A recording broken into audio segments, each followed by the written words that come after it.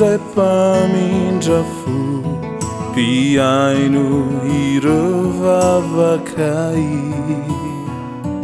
ianao mahalala izay mahasoa efa tsapanay hatrizay isaorananao reo fitahindehibe natolotrao ny zanakao tsy lalodalovany ianao fa mandre reo antsoantso sy reo talao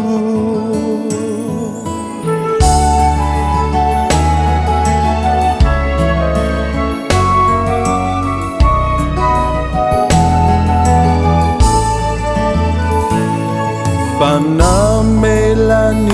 elokaiky ianao tsy nanisy reny ota nomenao anaikio Jesosy zanakao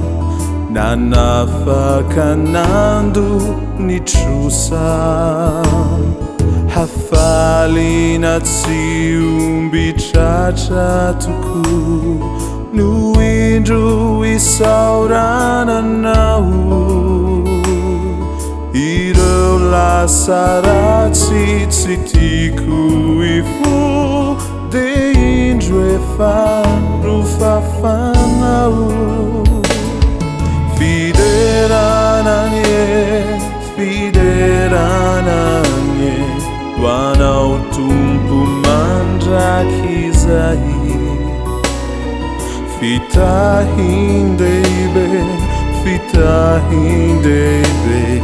ka irano asandratray hoanitrahankasitrananye antseza fiandriananao tsy lalodalovany ianao fa mandre baraiso izao hirizao fideranane wanao fitahindehibe cair nossa datsai wanao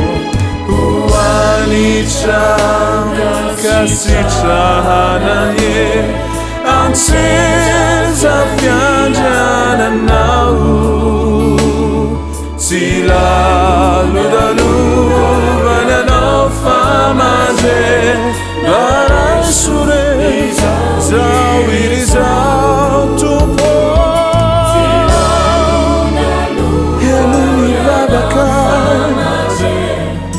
barasu kankasitra